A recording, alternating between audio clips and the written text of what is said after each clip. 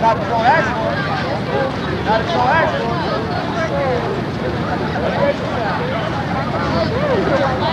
Everybody wants it. Vanessa, you want to see pretty ass too? I already said let me take that. Yeah, I feel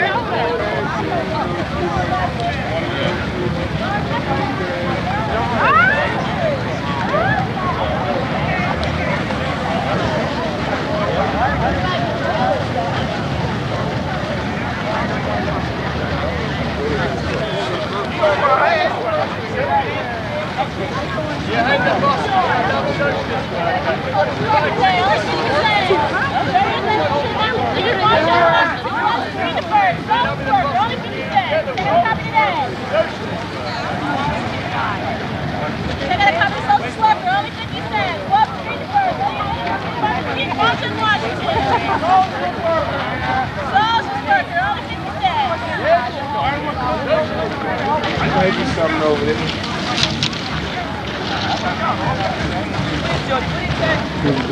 I got a scout. You got the stickers with the pole.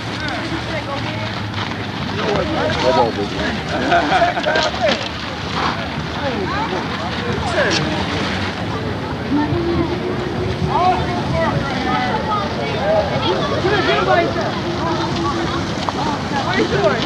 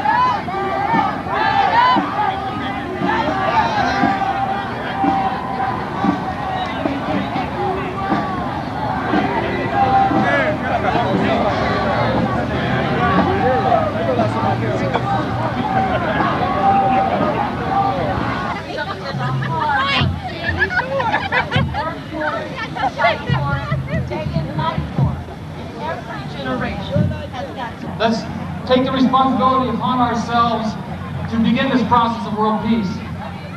For instance, I've seen whites come against blacks, but I've also seen blacks confront Asians. I've seen prejudice against gays, but I've also seen gays ridicule those who prefer conventional marriage and family.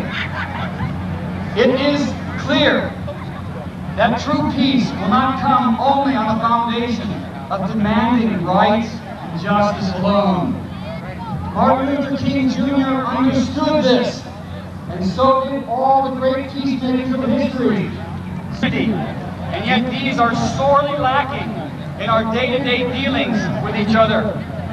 Instead, we would rather prefer to blame others, to demand angrily our rights, and to make sure that people get... We want to live that dream which was dreamed 30 years ago. Otherwise, we're going to just keep on getting what we're getting. A vicious nightmare for ourselves. Now let me call upon Milton Davis, President Alpha Phi Alpha. Brother Davis. Brother Davis. I was gonna pack it in. I was walking around saying, I was like, all right, this is it. The men of Alpha Phi Alpha fraternity are pleased and excited to join in unity and solidarity with the many thousands who have come to Washington today in support of jobs, justice, and peace. We join in the tradition of our Alpha brothers W.E.B. Du Bois, Martin Luther King Jr., Thurgood Marshall, Paul Robeson, and all the others, thousands of Alpha brothers who have down through the years suffered and done their part for civil rights and justice in the United States. 30 years have passed and much progress has taken place, but much more needs to be done. 30 years ago, the dreams of the marchers were not for themselves, but for their children. Many of us here today were the targets of those dreams. Many of those dreams have come true. In a way, we are the flowers that bloomed in the last 30 years. We represent a generation that for the first time in America is up off its knees. Our task is to keep the reality viable and alive. We must inspire new dreams and hopes in the new generation. We must make the next generation stronger than the last. How do we do that? We get stronger when we demand a better education for our children, when we search out the teachers who care. We get stronger when we demand safety and security in our neighborhoods. We get stronger when we learn about our history and heritage and pass it on to our children. We get stronger when we stand up against racism, discrimination, and abuse. We get stronger when we value our bodies and minds and nurture them accordingly. We get stronger when we dream, stronger still when we pursue our dreams. We get stronger day by day, stronger when we succeed, stronger when we fail, because failure cannot diminish our strength, but can only add to it. We get stronger when we are willing to do what is necessary. Being here today is necessary. Continuing this struggle for jobs, justice, peace is necessary, and it makes us stronger. Passing the torch to the next generation makes us stronger. Alpha Phi Alpha fraternity proudly stands in solidarity for jobs, justice, and peace. We continue to bear the torch of freedom for all. Let's get stronger.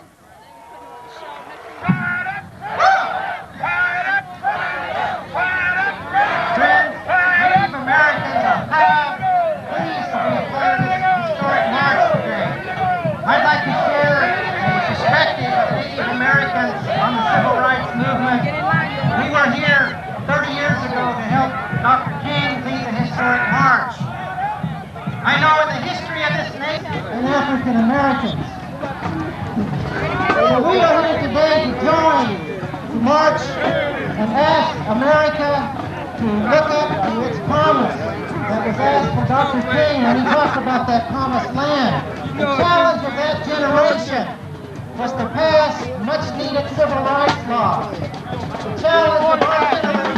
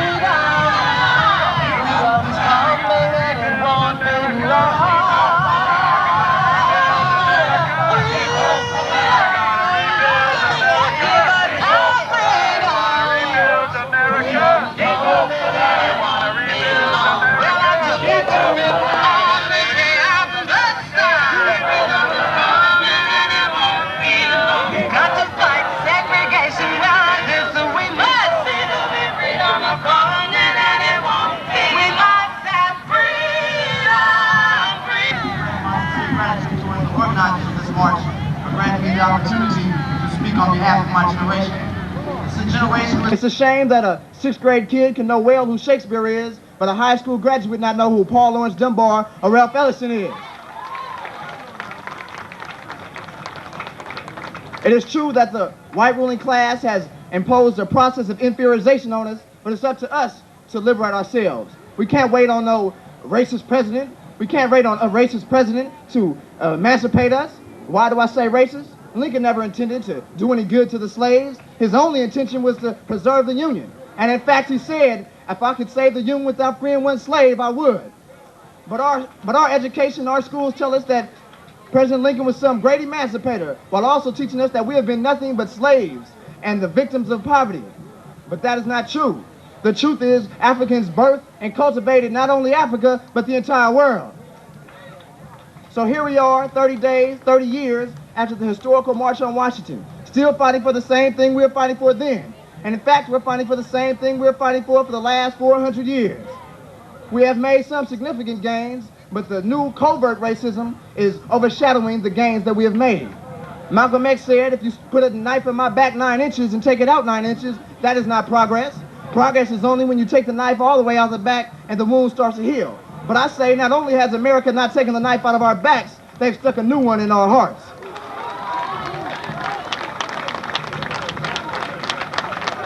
So it's time we as a people come together and realize the devastating reality of America. Once we become aware of the devastating reality of America, we will strive to change our conditions. Frederick Douglass said, power conceives nothing without demand. And until we stop waiting passively for our independence, we will always be oppressed, impoverished, and enslaved. Brothers and sisters, the answer is easy. We must just search and listen to the truth. And before I go, I would like to urge all of you to go home not with the same mentality that you came in with, because it's time that we see a sense of urgency and plot a true plan towards real liberation. And in closing, I want to leave you with what I call the freedom phrase. I would hope everybody could remember this. It goes self-elevation through unification, and the proper education is our only salvation for liberation. Thank you very much.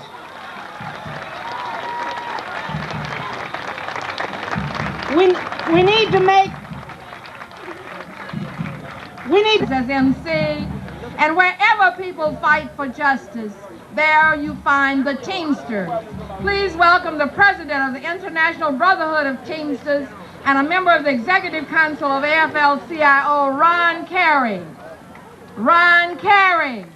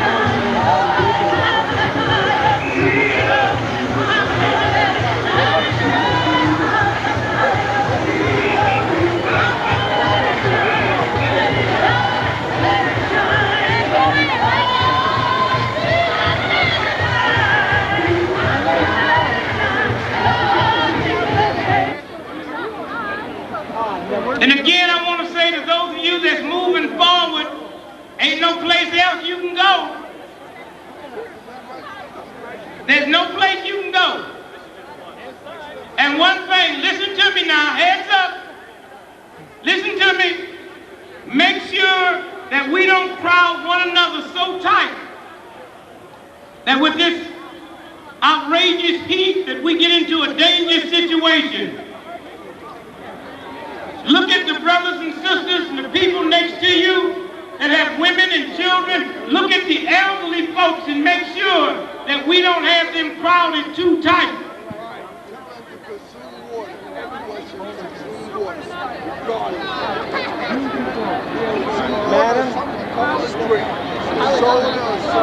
Do y'all feel okay out there? I didn't hear you. Do you feel okay? Is it hot enough for you?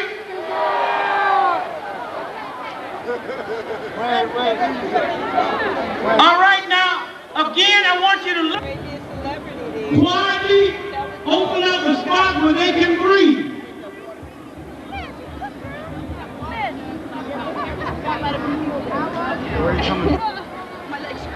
It is very, very important that we don't pack each other so tight that we have people smothered in this crowd. That's very important. That job is left up to you. How y'all feel out there? Oh, come on now, how you feel? I love you. I didn't hear you. I love you. I love me. I love me. I love me. I'm not going to crowd myself till I get sick. I didn't hear you.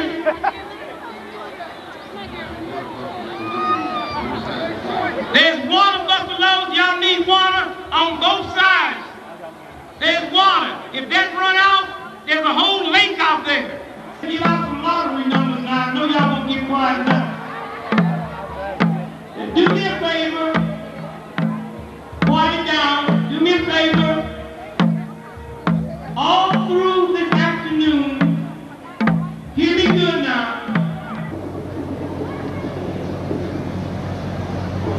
Come on now, on the stage now. You don't have a legitimate reason to be up here. You're not speaking, and move back.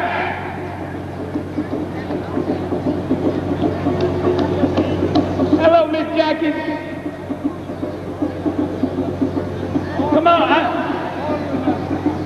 Everybody up here that's not speaking, listen, we ask you to move back. It's very important.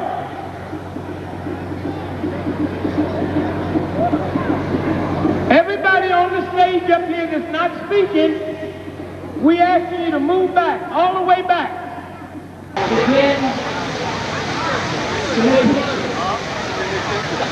going to ask that the seven people who are representatives of... Ain't that nice? Put it down. Everybody feel bad. Don't do nothing. I couldn't do nothing if you feel bad.